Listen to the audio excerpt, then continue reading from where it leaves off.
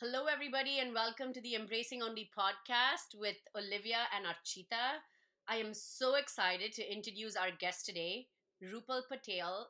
Her career is notably defined by her remarkable tenure at, wait for it, the CIA. She's been on a journey of exceptional achievements and contributions to national security and intelligence. Her work in some of the most challenging environments globally, from dense jungles to volatile war zones, involved providing crucial briefings to top military officials, including four-star generals. Rupal's exceptional service and dedication were recognized with War Zone Service Medals and a prestigious commendation from the CIA director for her superior support to the President of the United States, highlighting her critical role in shaping national security decisions. So, some folks would think, well, okay, I'm done. This is the end. Like have had an amazing career. But no, she didn't stop there. She transitioned from her impactful career at the CIA and leveraged her insights and strategic acumen into the business world. And she has founded her first award winning business. She's been hailed as a power woman from Harper's Bazaar, a super strategist by her clients. She came into my world through her book, internationally best-selling book, From CIA to CEO. Highly recommend every one of our listeners to go order the book, listen to it, buy it, and really navigate and change your journey as leaders. She also has a TED talk that I highly recommend everyone listen to, and it's called Owning Your Weird. Rupal, you are quite frankly my hero, and welcome to the Embracing Only podcast. That man, I have been introduced by lots of people in lots of different contexts, and you Yes. win. That was amazing. Uh, so thank you for that. Thank you for that. I sort of don't know where to go from here. Let's We're going to let's go dive right in. in. We're going to dive Where right should we in. go So, first? you've walked into many rooms as a CIA operative, and I envision this whole James Bond style thing that you have demystified in a lot of talks. But you're Yeah. also a CEO now, and you've in all these rooms, you have stepped in as an only. In your TED Mm. talk, you talk about your mom's sage advice: be yourself. Which, when you started the TED talk as well, I was like, be yourself, sure. But you said how that Yeah. ultimately empowered you to own what you call your weirdness. Can you unpack that for us a little bit and our audience as well?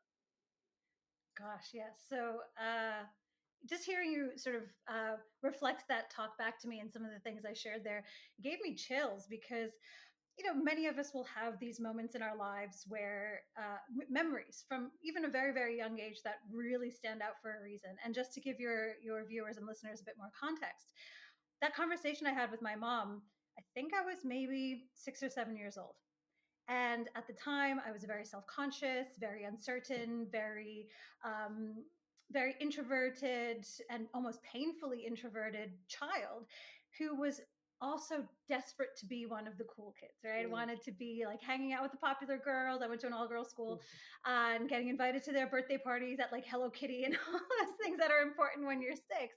And I just never was. And I always had a very um, vivid sense of my otherness. And when I asked my mom, we had this conversation, I remember being so sad and asking my mom, um, should I pause here? Ah, No, okay. Sorry. you keep going. She'll jump back in. We'll edit it out. No worries. So keep going. All right, cool. Yeah. And I remember asking my mom at the time, I was so sad. And I was like, Mom, I don't I didn't feel like I had any friends. Like, what can I do to get more friends? And she said exactly what Archita said, was like, just be yourself. And I was so annoyed by that response because I was like, being myself isn't working, right? Like I have to be somebody else if I want to go where I want to be, where I want to go and hang out with the girls I want to hang out with. Like being myself is not good advice. Um, and so it was always one of those things that I struggled with, this idea of being myself, because it's not just that, once I matured and became less obsessed with like being cool and popular or whatever, it was also just about, and this is true for many of us, maybe all of us, this idea that we wear many identities, some of which are accepted more broadly, some of which are perhaps a little bit othered, and where we fit can be something that evolves and changes over time, especially from sort of how we look at things. And for me, as a as an American, born and bred in New York, but raised in an immigrant family, that was always a tension between my Americanness and my Indianness. It was often questioned by others that I grew up around, like, oh, when did you first learn how to speak English? And we don't do this in our country. And I was like, this is my country as well, right? So just some horrific, stupid things that people say.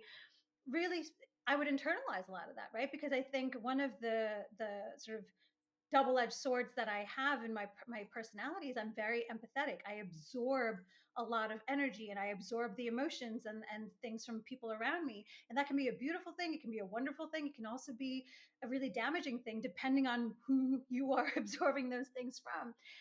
And so this was something I just carried for a long time over the trajectory of my entire life. Where do I fit? I'm sitting in between many different worlds and many different notions of how I identify and how people are forcing me to identify. And so part of my I guess personal journey has been in really unpacking a lot of the baggage that I picked up from, again, others or from myself around what what's normal, what's weird, where I belong, where I don't fit, where I do fit. And it has been a process. It's not been something that, like, one day I woke up and I'm like, yep, I just love everything about myself. I accept who I am, like, no big deal. And, sort of the previous sort of decades of my life never happened. It has been a process and an evolution. And I think one of the things that hopefully it gives something to look forward to your audience is that I think some of it is genuinely just a process we all go through, and you reach the other side sometimes just by virtue of having lived a little bit longer, right? Because at this point now I'm in my 40s and I have none of that baggage that I carried for the first few decades of my life. I am incredibly comfortable in my skin. I've found my voice. I'm not afraid to use it. I don't have that overly burdensome sense of, like, what are people thinking about me and do they like me, and it's not that I'm a total sociopath, right? But, like, I just now am comfortable in who I am, and some of that did just come with age. I think, of course, I did genuine work and reflection and all that kind of stuff to get here, but some of it is you just got to wait it out. I think we all go through those periods of uncertainty and self-consciousness and feeling like we don't fit. And so it doesn't have to be something that you struggle with your whole life, I guess, is where I'm going with this. And there is, going back to the original question, Archie, though, is there's this a real power in embracing and acknowledging the benefits of being the only in the rooms that you're in, of the attention you can bring to yourself, to the things that you see differently, to the perspectives you have that aren't the norm, that aren't typical, that aren't industry best practiced, or whatever it looks like. So I think we can sometimes, again, get so wrapped up in all of the noise around, oh, it's such a burden, it's so exhausting. I have to, I'm seen as a representative for my entire demographic. All of that stuff is true to some extent, and we can change it. But it is also a real position of power, being a bit weird, being an outlier, having a different perspective, wherever that perspective comes from, and whatever the source of that is a power. And I think we need to start thinking about it in that way. And then how can we leverage that in a meaningful and in a tangible way in our ambitions and our relationships and our careers, etc. I think there's a lot there. I can't, like, my head is gonna pop off from how much I'm nodding Me too. along to what you're saying, and I think there's something really interesting here with, the dynamic of being from an immigrant family. I think all 3 of us, right, are from immigrant families. You have these unique experiences where it's like, well, people say crazy things to you, and I find I love the whole topic of getting comfortable with your own weirdness, because at the end of the day, we're all freaking weird. Yes. Yes. All of us. Yes. Literally all of us are Yes. weird.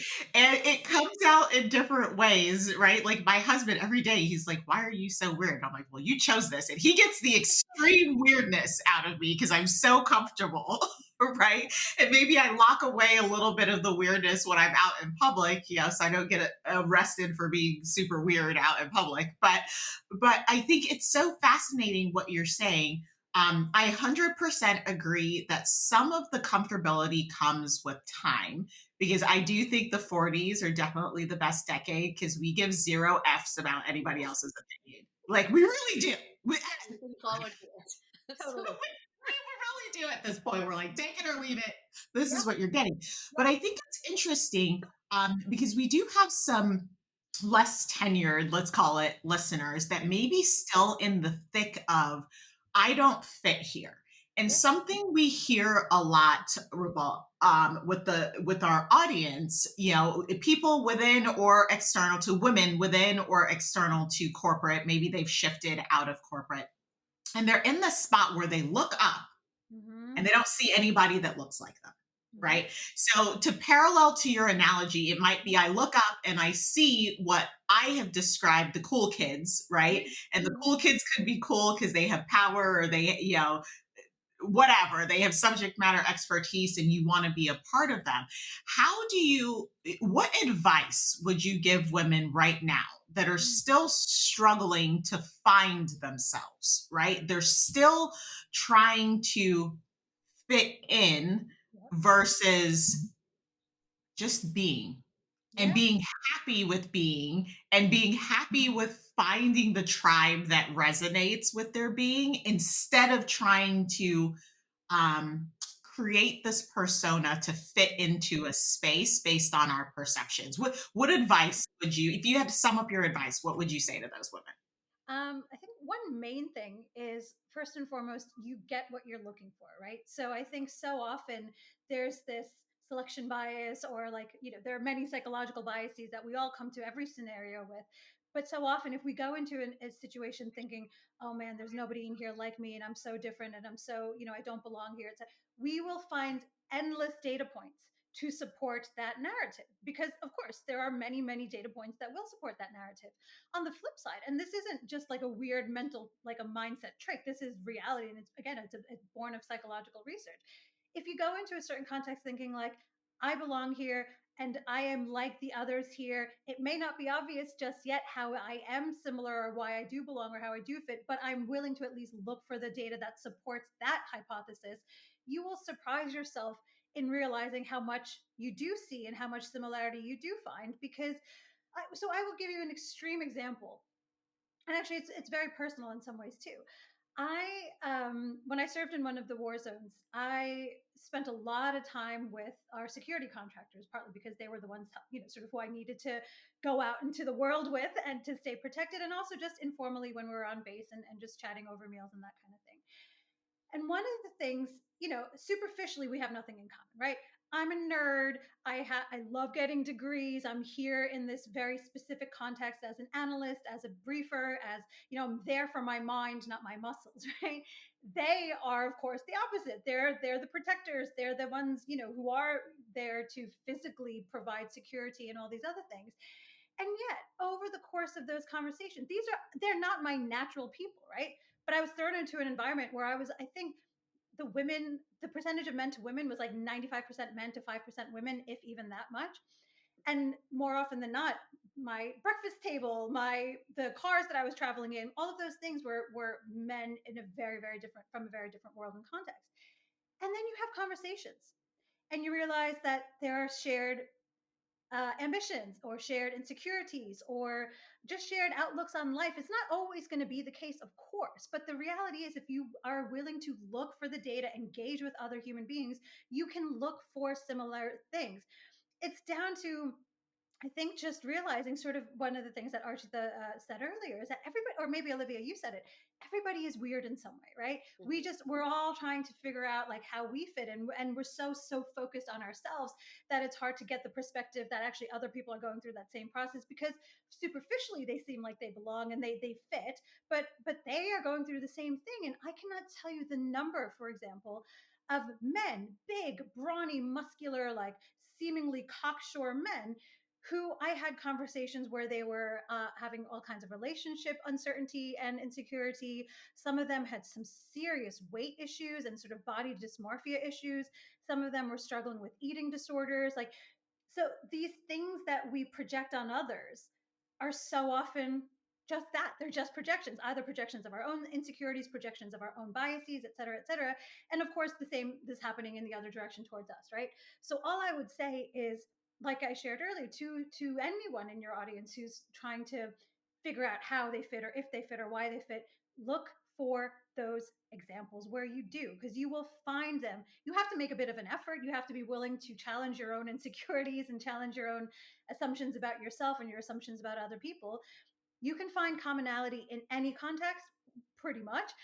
Um, Even with people who you think you vehemently disagree with or oppose their political views or whatever it is, it might not be that you want to hang out with them all the time, but you will find commonalities if you're willing to look for them. And of course, in a workplace context, this is exactly the same thing, right? You're not going to like everyone you work with. You're not going to 100% relate with or resonate with every single person. That's just life.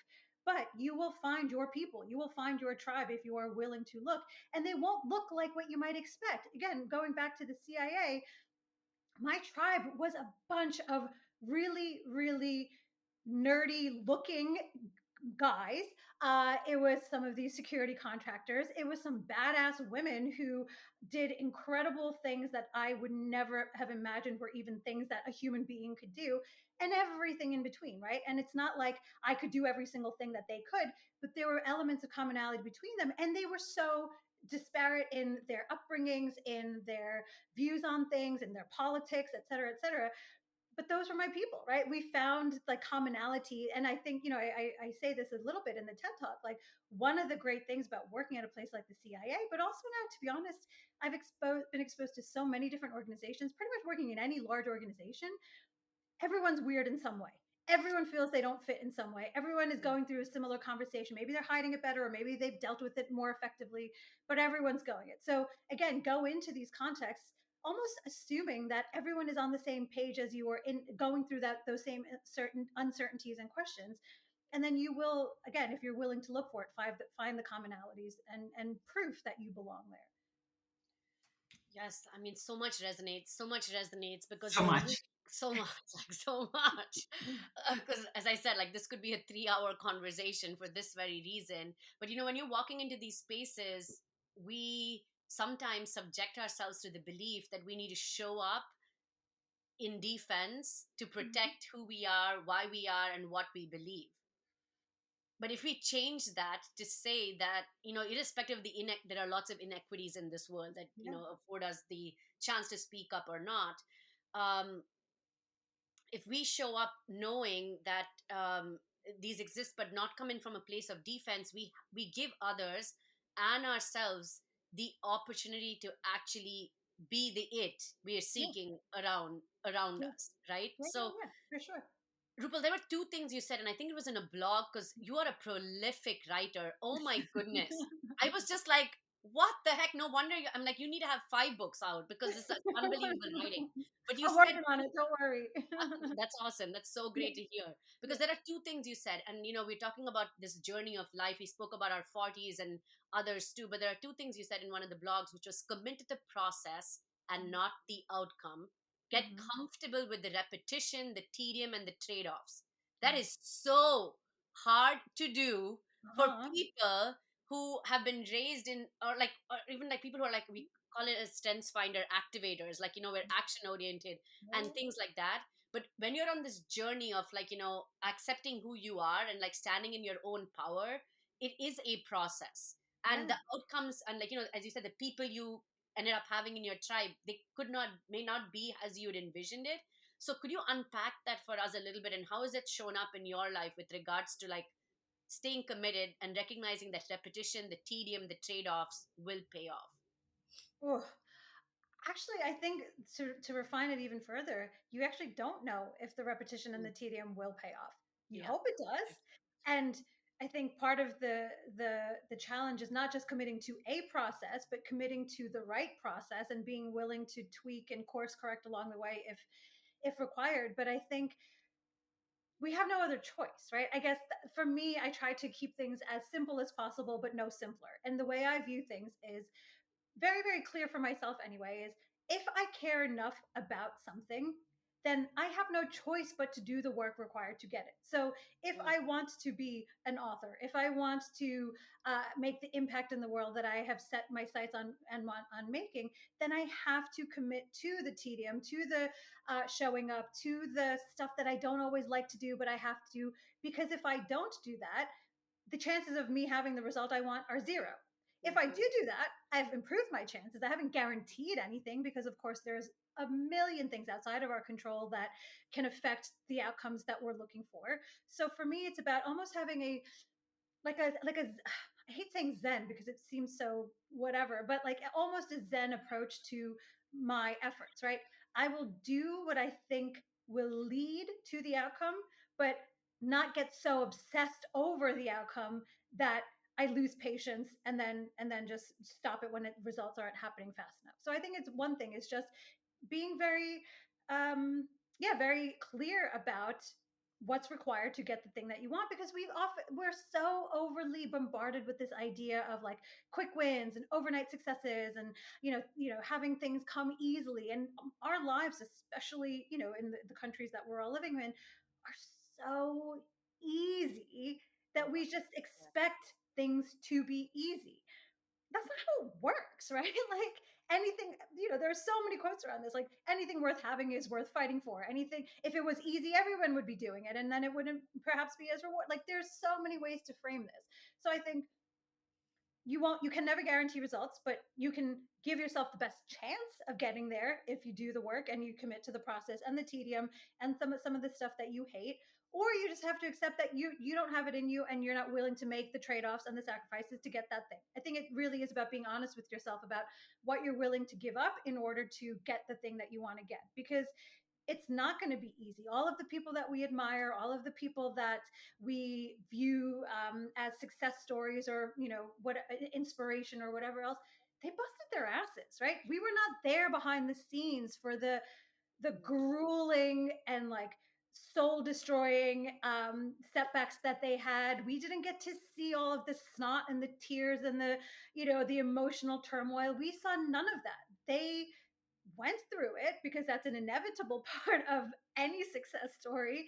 But because we don't see it, we just assume that it's all the good stuff. It's all the highlight reels. It's all of the Instagram photos. And that is not true, right? So I think it's also just being realistic about marrying the size of our ambitions with our willingness to do the work required to meet those. And then the other thing, and this is a slightly, again, maybe a bit philosophical, but my view on things is, who cares how long it takes, right? If the goal or the vision or the ambition is big enough, it genuinely doesn't matter if it takes 2 years or if it takes 20 years. If it's important to you, the time it takes shouldn't matter, because that time is going to pass anyway, right? We're all going to be, again, if we're lucky and do what we can to stay healthy and alive, we're all going to be 80 one day anyway, right? So whether I'm a best-selling author at 40 or 80, does it matter? No, right? Like if being a best-selling author, for example, is something important to me, I should just commit to it no matter how long it takes, and keep doing the work and keep showing up,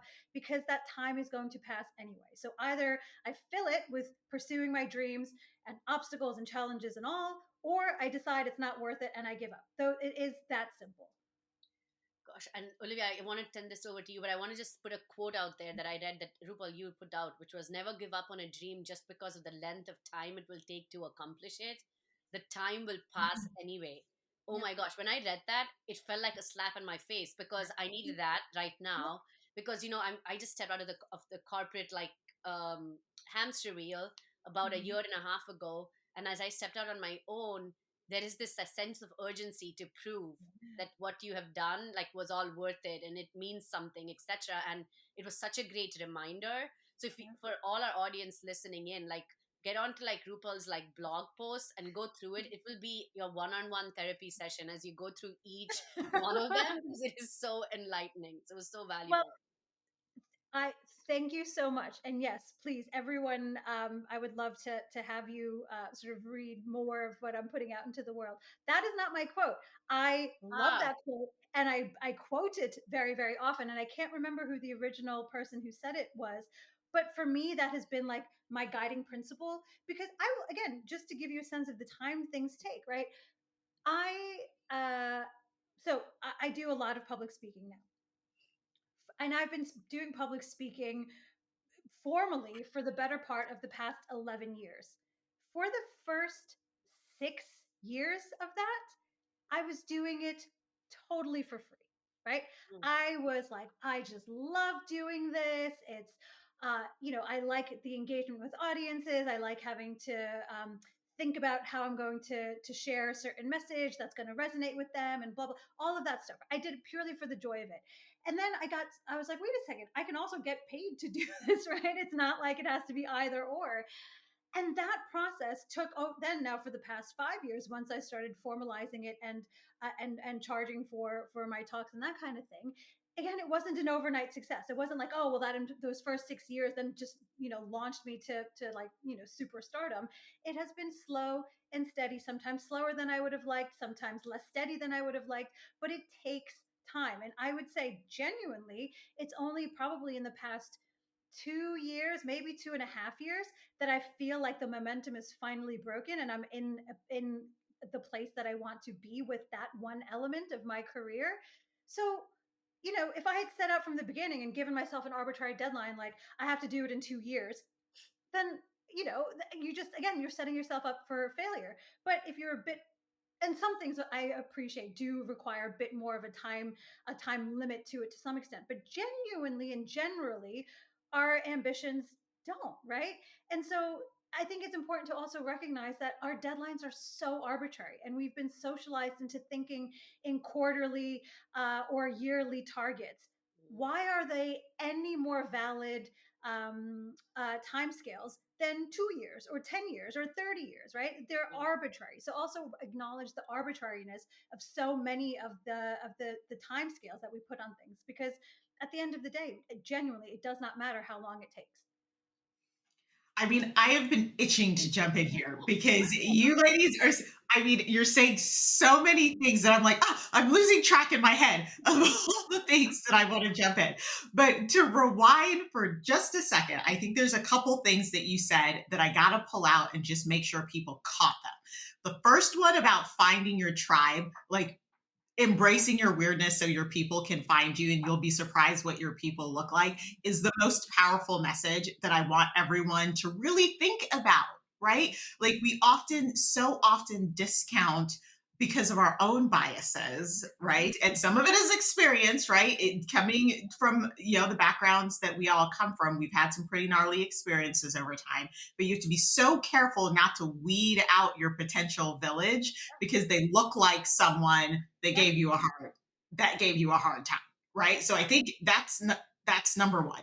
Um, you also spoke about being in some of these environments, specifically as far as the men are concerned, and finding your tribe. I can't resist the urge to put a plug in here. Now, normally we're talking to the ladies, but I'm going to say this right now. Our men go through so much that we don't, and right now they're catching hell, right? They're catching hell. And don't get me wrong, there are a lot of men that are doing dumb shit that they should be catching hell for. But I think we need to be very careful of um passing on our own trauma and doing to others what is done to us. So I will just leave that there about the men. And then lastly, I think there's this courage piece. So I think as you're navigating your journey, and you said specifically not to put timelines on things, right? To know where you want to go. So, step one, you need to know what you're chasing in the first place. Otherwise, you're just chasing to chase, and the mission becomes the chase, Yeah. right? And you'll perpetually chase and get nowhere if you don't start with that end in mind. So many women, I think, struggle that I talk to articulating what is it that I'm working towards, right? The mission has to be clearly identified. Otherwise, this amazing advice that Rupal is giving us right now is not going to work if you don't start with what you want first. And then, secondly, you made a point about timeline, specific to individuals' timelines, not saying, well, I want it right now, or putting some kind of timeline. I would also caution us, specifically for the women that are still in corporate, not to let anybody else Yes. map out your timeline either. Yes. Right? Yes. I think this is so important because sometimes we'll be like, I want to be a VP. And you'll get some Yahoo that's like, that's going to take you 20 years to do. It's like, oh, no, lady, it took you 20 years to do. Exactly. That Yes. does not have to be my story.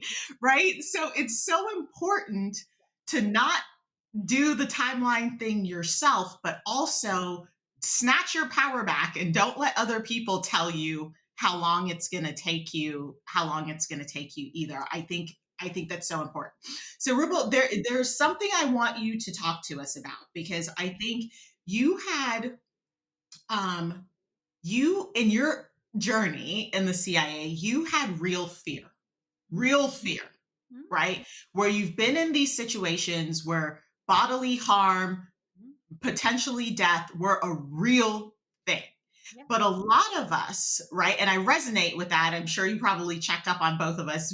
Being a veteran myself, I definitely resonate with that. Having days where you're like, today's going to be the day I'm not going to make it. Like you have days like that. But in the civilian space, we also get crippled by fear, Yeah. right?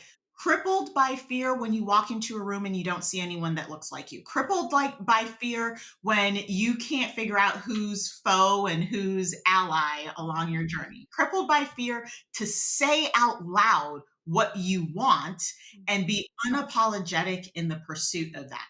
So what do you recommend for women that are feeling crippled by this fear? How do you recommend people get over that or move through that? Because I don't know that you get over it. You kind of move through it, right? What's your advice for folks? Yeah, I would say keep it very concrete, because so often what happens when we're afraid of something, or we create scenarios in our minds about something. I won't say we, I will speak for myself. I have a tendency to catastrophize, right? It's Mm. not just it'll be bad, it'll be a disaster. It's not that just people won't like what I have to say, they'll hate me and throw tomatoes at me, right? Like we go to crazy places because some of us are highly intense human beings, and that's just our MO, right? It's not a value judgment, it's just a description. And again, I'm saying this for myself, maybe some of you will resonate with that as well. So yes, okay, fine, so I'm not alone. So what I do genuinely to this day, and one of the things that I started doing to help me with this, let me just call it what it is, this crazy this crazy tendency to just go to the darkest, worst place ever as the default, is to make it very, very concrete, because our minds can be the worst place to be sometimes, maybe a lot of the times, right? And so instead of worrying about this very ambiguous theoretical fear, what I do anytime I find myself getting a little bit nervous or anxious, I literally write it down. What specifically am I worried about? What specifically am I scared of? And then once I make it very concrete and very specific, then I do the next, and this is the crucial step: what can I do about it? So let's say I'm going into, I don't know, a totally new sort of context where I don't know any of the people. I don't know who's friend or foe. I don't know, is my message going to resonate, or do I have something to contribute? Blah, blah, blah. Okay, well, then what am I scared of? Well, maybe I don't connect with people in the way that I want, or maybe people in the room will sabotage me. Okay, well, if I don't connect with people that, in the way that I want, what can I do to prevent that from happening? Well, I can do my research. Who's going to be there? What, talk to other people who have been in that space, in that context. What feedback or advice do they have? If I'm worried that there might be sort of sabotaging foes in the room, what can I do? Well, can I, just sort of, again, I don't know, maybe have some friendlies that I plant in the room if it's possible, or whatever it looks like, right? This is a bizarre example, but I'm just rolling with it. The point is that in our minds, things can be a lot worse. Actually, more often than not, we make them a lot worse than they end up being, right? And all of us can think of probably endless examples of us worrying about something being this big disaster, and then the reality was far less bad. Even if it was horrible, it wasn't as bad as we anticipated it, right? So to short circuit that process, make it concrete, literally write it down, or put it on your computer, wherever, but physically get it out of your head. Be very specific about what your fear is, and then the rest of that energy that previously would have been wasted spinning yourself into into a tizzy in your own mind, channel that towards finding solutions, creating contingency plans, whatever it looks like, preparing yourself maybe a bit better, because that's all you can do, right? That all you can do is what you can do. So you can't anticipate every outcome, you can't anticipate every scenario, but if you crystallize and make very concrete for yourself what your fears are, then it becomes a lot easier to come up with solutions, to come up with ways of mitigating that outcome, and that's where your efforts are best channeled. And what can you do, right? Like focusing on what you can do instead of all of the things that are outside of your control. In a workplace context, it can be exactly the same thing. What if I get rejected for promotion? What if, well, fine, that is a possibility, but what can you do to manage that process and make the outcome more like what you want it to be? Not guarantee, right? We know that the outcome is never guaranteed, but what can I do that's within my control to make it more likely? I can read up on all of the promotion requirements and make sure I tick them off. If I have that conversation, I can go in prepared and say, well, look, here are our company's requirements. Here's how I meet all of them to make it very, easy for the person to say yes. There's all kinds of prep that we can do that excuse me, is far more valuable than just saying staying fearful or worried about something and leaving it at that. Gosh, we both I'm, resonate. I'm cheering Yeah. over here. I mean, I'm absolutely cheering over here because I think controlling the controllables, it's something that the audience hears us say all the time. But I think you articulated it so well why we say that. The why behind that is because you can literally, and over time, if you're writing the stuff down, actually, I learned this little trick from Archita because I'm not naturally a journaler necessarily. Like I'll ruminate, but I'm not putting it down on paper. And I've noticed the times when I'm having a panic attack, which happens more often than you would assume, but the times that I'm having a panic attack, writing down what scares me, and then I double back and I write down once the event or whatever has happened, like what the actual outcome was. You can go back and look at your own trends and be like, every time I get upset or this fear, this feeling that I wrestle with takes over me, I have 20 examples now of how it was fine, right? And you start to, when you do the work here, you start to realize your own patterns that, like, hey, crazy pants, it's never as bad as you're making it in your head. Like, never. Exactly. And also, it's like, to some extent, so what, right? So what if it does go wrong? So what if it is a totally unmitigated disaster? Like, again, I can only do what I can do. I did the best in the moment. I did the best with what I could, with what I had that day, what I was, where I was that day.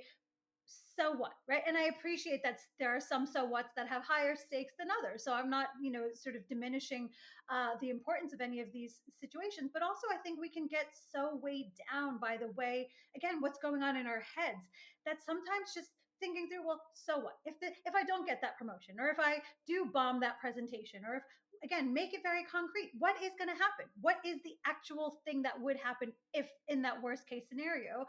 And you'll find more often than not, especially if you keep track of it, you can survive professionally, personally, physically, bodily, pretty much any of the worst case scenarios that you're anticipating. So what, right?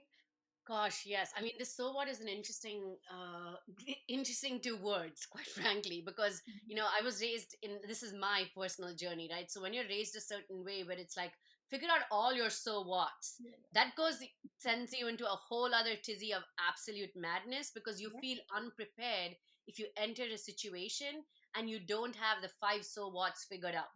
And the reality is, like when you're out on your own, like building your own business or starting something that's new, like you've been out of the corporate world, you're re-entering the corporate world for the first time, you don't know what's so what's to even envision, Yeah, right? yeah, Because it's a brand new situation. And yeah. so that's where I feel like we need to give ourselves permission. And I think you talk about this, and I'm just looking at this. What do you call it? You called it let's see, Yes. approach. So talk Yeah. to us about that, because I just love that so much. And I was like, what the heck?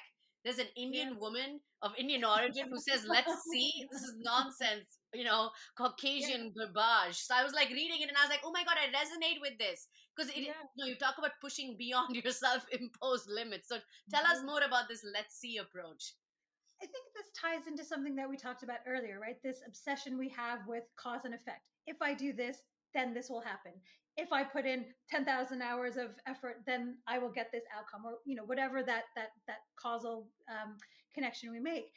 And I think we can get so obsessed over the knowing what the outcome is, the predictability, the certainty, that we forget that, again, very little in life is certain or specifically predictable. And you have to just be willing to let's see, right? Just see what happens. Be a bit more, again, a bit lighter and a bit more experimental in your approach to things, because you never know where the breakthrough is going to come from, where the business opportunity is going to come from. And this sort of ties into something Olivia was saying earlier, when we were talking about deadlines. My view, sort of writ large, around this topic of experimentation and let's see is, decide the what, 100% know your ambition, your vision, etc., but be open to the how. So that's where let's see comes in, right? How do I get there? Well, let's see. I'll try this, or maybe I'll try that. And then, of course, be open to the when, right? Decide the what, be open to the how and when. And life is genuinely an experiment, right? We like to think that there's a plan and we've planned it and we've Yes. executed on this idea and we've made our checklists and our, strategies. Fine, right? But also in the actual execution, there was a lot of just mini experimentation happening. Oh, I'm going to reach out to this person who I found on LinkedIn and see if they'd be willing to have a chat about something, right? Let's see what'll happen. Maybe it'll go somewhere, maybe it'll go nowhere, but let's just see. Or I'm going to leave my corporate job. I don't have a clear idea necessarily of the type of business I'm going to lead, but I've got some savings that I can live off of. Worst comes to the worst, and I've had this conversation when I started my first business. Worst comes to the worst, I can become like a supermarket truck driver or work at Starbucks, right? I mean, and True. I'm not Very saying true. that to disparage any fields of work or anything. The point is that we can all just figure it out, right? If we needed money in a pinch, we would find a way. If we're never, and I'm being very broad here, broad brush here, but I imagine if you have the luxury of being able to invest time to listening to a podcast like the one that we're on right now, you're probably in a relatively comfortable position in the sense of Yes. it's never going to be that bad, right? You probably have friends or family or live in countries where there's some sort of a social safety net, or there are people that you can rely on. You're never going to be homeless on the street. You probably are resourceful because you're listening to podcasts, you want to learn, you want to grow. You'd figure it out if you had to. So again, this obsession over knowing what is going to happen, I think really also takes away, and I started writing an article about the joy of the unknown, right? There is some real pleasure in not knowing and in just taking the ride and in testing yourself. It's not to say that it's like joyful in the sense that you're like laughing and sort of like it's rainbows and bunnies all the time, but it's joyful in a deeper sense, right? That satisfaction that comes from not knowing what's going to happen, but doing your best to try to go to where you want to go, of trying things that you wouldn't have otherwise tried, of pushing yourself outside of your limits. And I think that's the only way that any of us can be really can really tap into the potential, right? We have infinite potential. I genuinely believe human beings, to a person, we have infinite potential. We are just, that potential gets shrunk or caveated, or we lose sight of it through life, right? And that's probably true for everybody. So one of the ways you can start playing around with seeing, well, what am I made of, right? How am I going to test myself? What do I have inside me? Is by having this let's see approach, not obsessing over having to do this thing by this time, but let's just see. I'll try this. And if it works, great. And if not, I'll try something else, or I'll make this tweak and then try again, right? It doesn't have to be all or nothing, but it really is about taking things seriously, but not being somber about how we approach our ambitions and our goals and our lives, because fundamentally, like, this is all we've got, right? Like, this is this one chance that we've got. Like, why are we gonna, my view, and this, I have to tell myself this all the time, if I'm lucky, I will live another 50 years. That's it, right? The next 50 years are all I have. So either, again, this goes back to keeping it very simple. Either I spend those next 50 years playing around, seeing what happens, like, of course, making very thoughtful and intentional experiments, but having that let's see approach instead of being like, well, if this doesn't happen by the time I'm 65, then it's not worth happening, right? Like, I think we can, yeah, overburden ourselves with this baggage and this noise that we're given from society, from families, from certain cultures, backgrounds, etc. It doesn't have to be that way, right? And then the last thing I will say on this, and this again ties into something Olivia shared around other people giving you their timelines.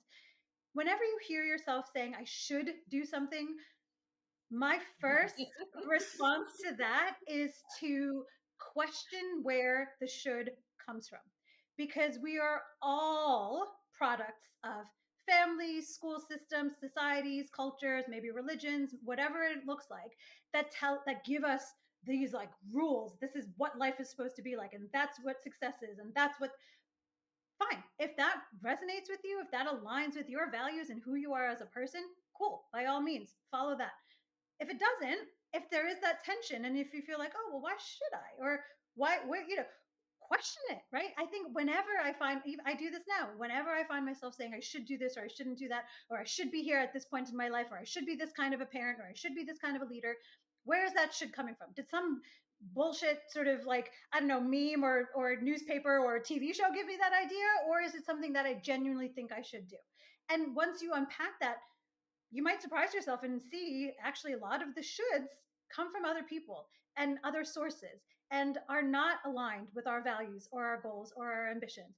When I graduated from my MBA, my entire family, except for my dad, told me I should get a job. Well, why? Right? Theoretically, it's good advice, right? Like, don't start your own business and do this very sort of risky thing. You should go and work for a big name firm of some form, and sort of put that on your resume. But that should didn't align with my values, right? At that point in my life, I wanted to push myself, to test myself, to see if I had what it took to start a business from scratch. And so those shoulds aren't always ours for the taking, right? So be very careful about what you let in. Or my friend puts it so beautifully: stop shooting all over yourself. Because I love that. Okay, that's something else that I might shamelessly steal. make it a Yes, t-shirt. stop shooting over yourself. I love it so much. Oh my God, I love that. I love that. Ripple, I love that so much. You have no idea. Like, I'm over here, I don't know, and Archita's probably going to edit out all my hand movements over here, but I can't I can't tell you how much I resonate with that. And I know we're coming up on time, so Archita's going to give us the hook here in a second. But I would say what you said was so powerful in terms of, I think we have been wired to do so much, right? And you're right. I think Archita and I call the should syndrome giving away your power. Yeah. Whenever you're saying I should, you have surrendered your power to some other entity to tell you what direction you should be going in, that may not align with you. But I think you bring a different dynamic in saying we should be here enjoying the human experience. Make mistakes. It's messy. It's fine. It's an experiment. Figure out what works for you, and don't let anyone define success for you but you is so important. And the reason why it's important, and people will hear me say this, I think the more you understand how your brain works, the easier it is to kind of work yourself out of some of these bad behaviors or do the unlearning work that we all need to do. And when your brain is so wrapped up in the timeline, in the shoulds, in the I musts, in the how do I get here, it's sending a threat detection signal to your brain. And guess what your brain does? It locks down. And when it locks down, that's when the anxiety, the imposter syndrome, the lack of creativity, the lack of innovation. You can't think clearly. That's when all of that stuff happens. So, really embracing this concept of I'm here having an human experience. I'm going to mess up. It's going to be fine. It's going to be an experiment. You're giving your brain permission to breathe. Yeah, And the creativity that will come from that can only serve you well. correct. Yes, 100%. And it also will give your brain, it'll free your brain to notice opportunities that you might not otherwise have noticed. It'll, again, you'll find things that you're looking for, like, new connections or new opportunities or interesting ideas when you aren't so like strictly like narrowed down into this little box, right? So I think it's, just, yeah, it opens you up to possibility. There's endless possibility. There are so many things that we could do or not do. And so, again, just if you're a bit more open to receiving it, you will surprise yourself at how much more is out there than you may have initially thought.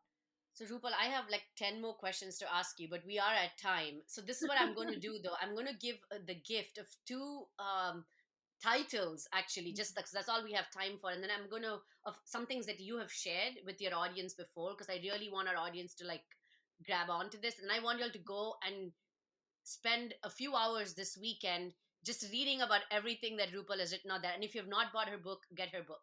But two things I want to put out there in the context of everything that we're just discussing. You shared something which is expand the life of your mind. Yeah.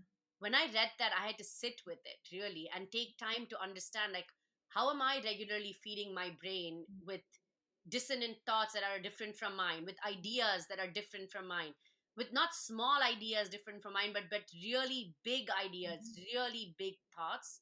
So just with what you said, expand the life of your mind, as Rupal like urges us to do. And then the other one, which is something Olivia and I share a lot about, we flip it and we talk about the no's, but you Mhm. said be deliberate with your yeses, because Mhm. on your journey to achieving this thing that you're really clear on what you want to get to, and all these shoulds like interacting with you, if you are not deliberate with your yeses and not Mhm. selective about what you say yes to, because I know I struggle with it, being the firstborn, people Mhm. pleaser in the family, it's a constant Mhm. unlearning I have to do. You then do get caught up into the should whirlpool that like sucks you in, right? So what would be like your one oh my god, actually no, ladies and gentlemen, there's one more last thing I want to share, and then I'm going to turn it over to you, Rupal. Is Yeah. this amazing quote that you brought in from Kung Fu Panda, which is just phenomenal. Like, oh my gosh, I mean we love that movie here at home. But if you only do what you can do, you will never be more than you are.